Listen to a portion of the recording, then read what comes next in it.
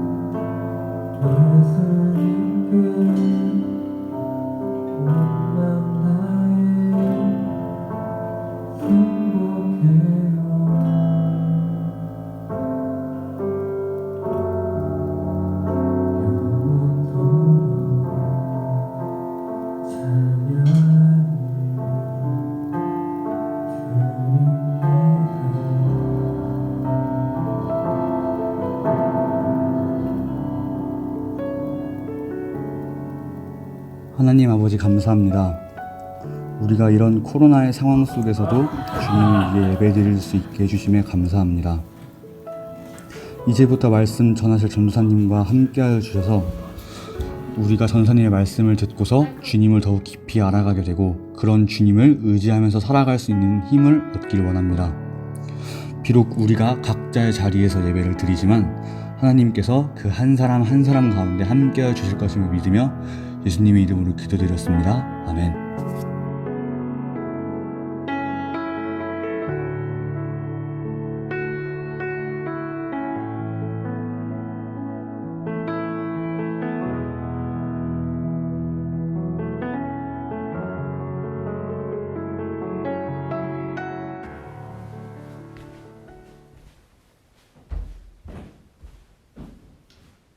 네, 오늘 정해진 시간에 예배를 드리는 우리 강동 청소년교회 학생들과 또 먼 선생님들을 환영합니다.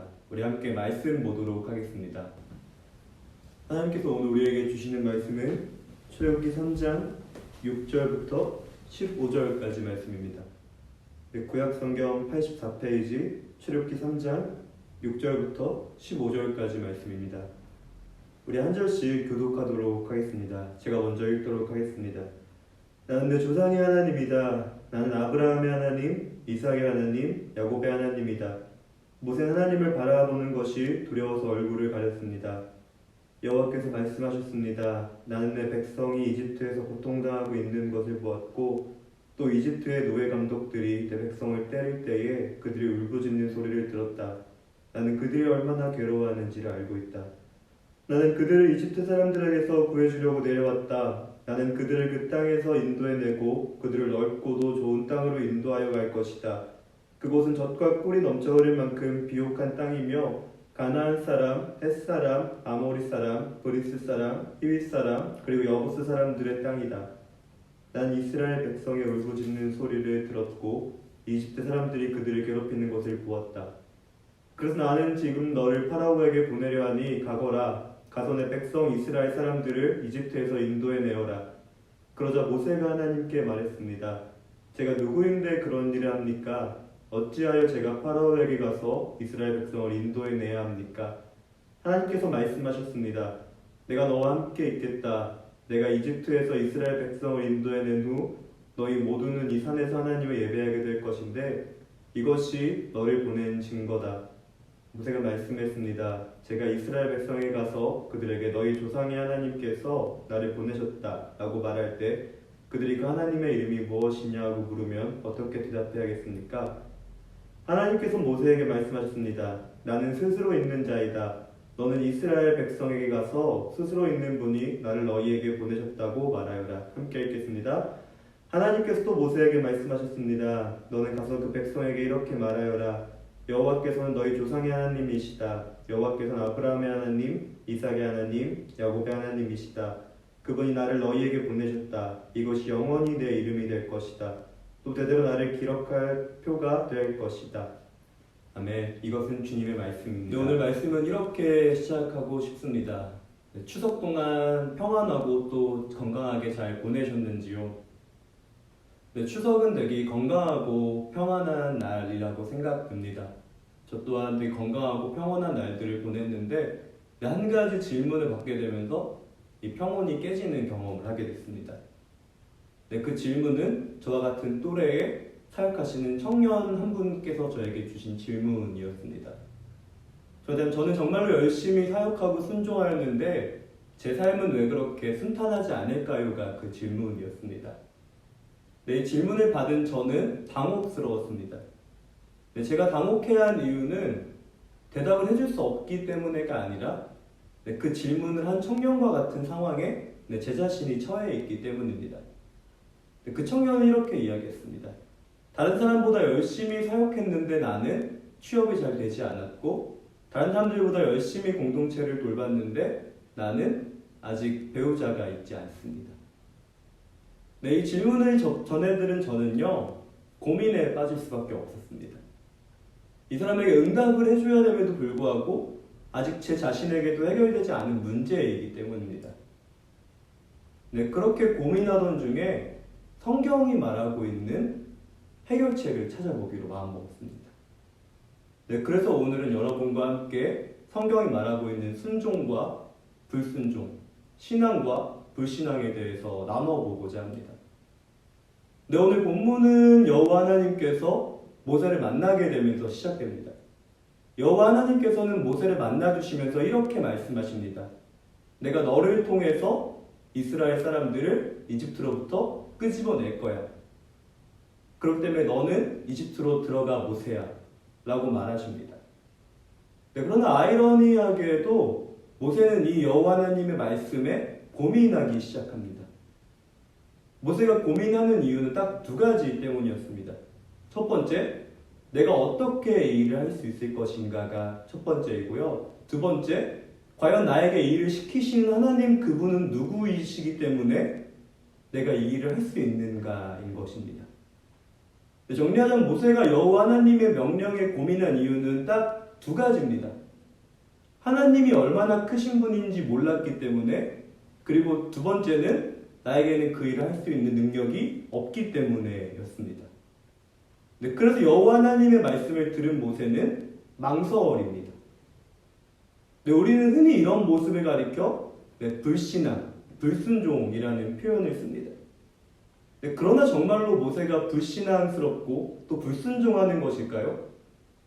네, 이 모세의 모습을 좀 판단해 보기 위해서는요, 그 당시의 사람들이 어떤 생각을 가지고 있는지를 한번 우리가 찾아보아야 합니다. 우리 함께 말씀 한 편 찾아보도록 하겠습니다.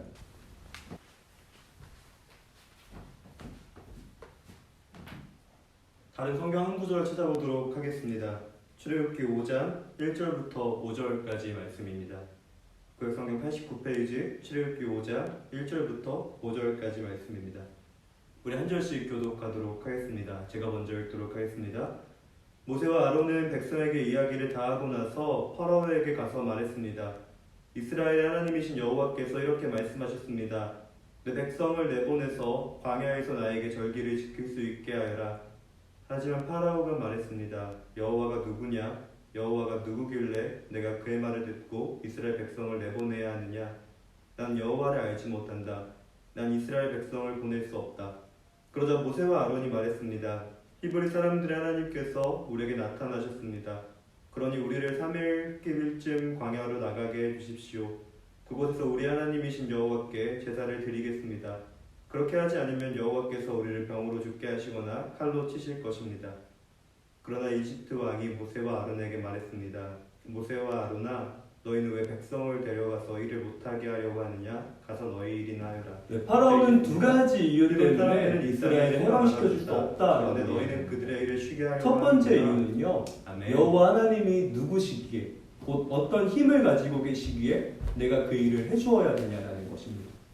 그 두 번째는 모세가 어떤 대책으로, 어떤 방법으로 그 일을 하려고 하느냐라는 것입니다. 그리고 우리가 아는 것처럼 이스라엘에게 더 고된 노역을 허락하게 됩니다.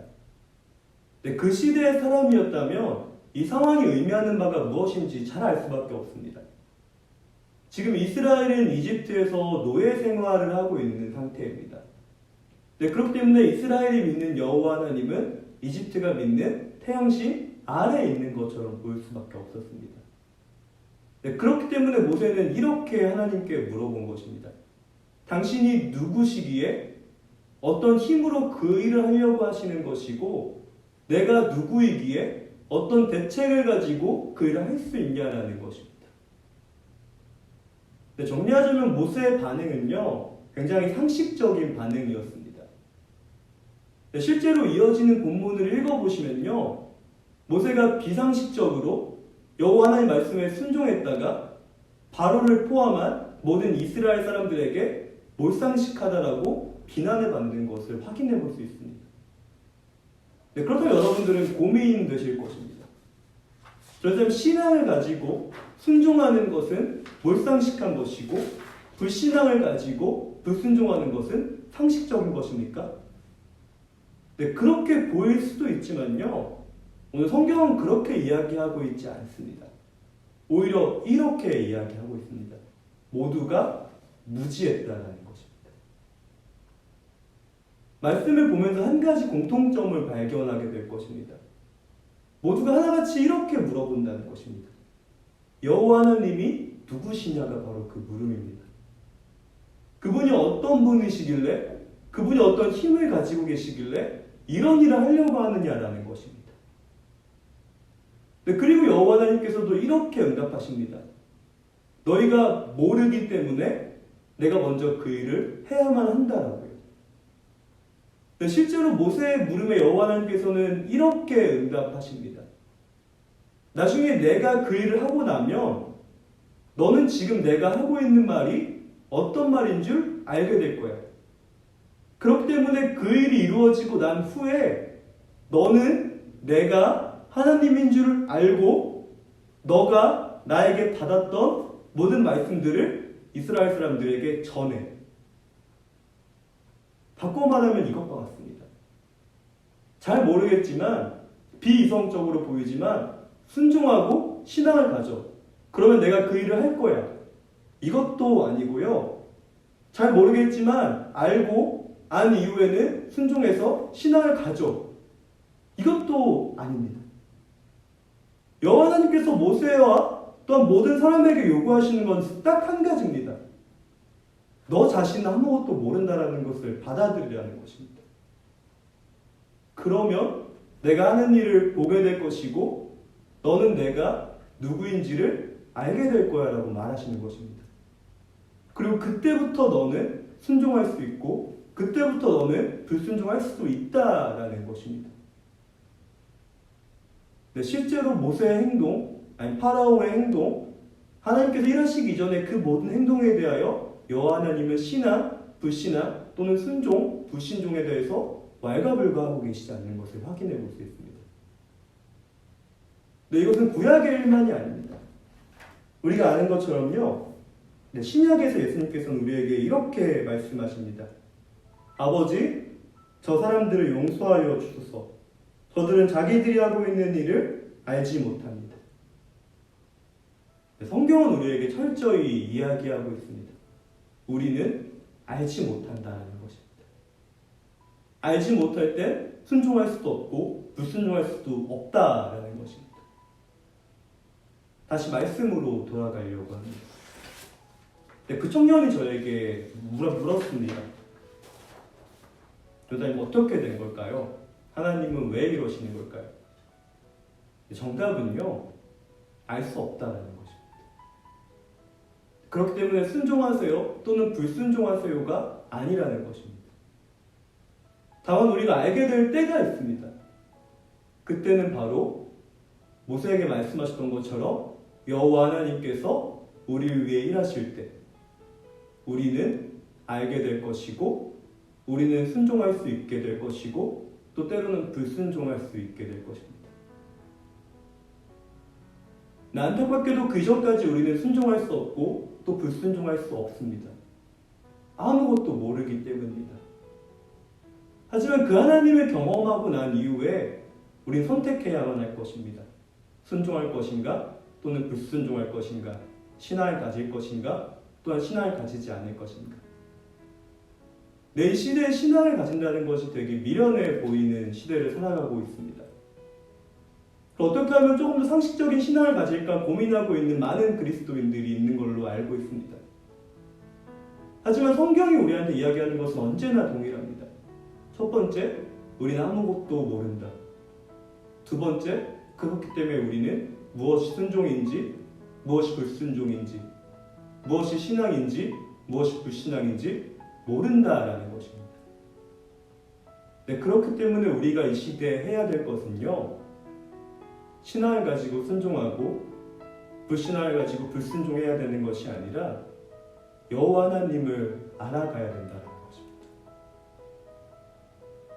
마치 선지자가 이야기하는 것처럼 우리가 여호와를 알자, 힘써 여호와를 알자라고 말씀하시는 것처럼,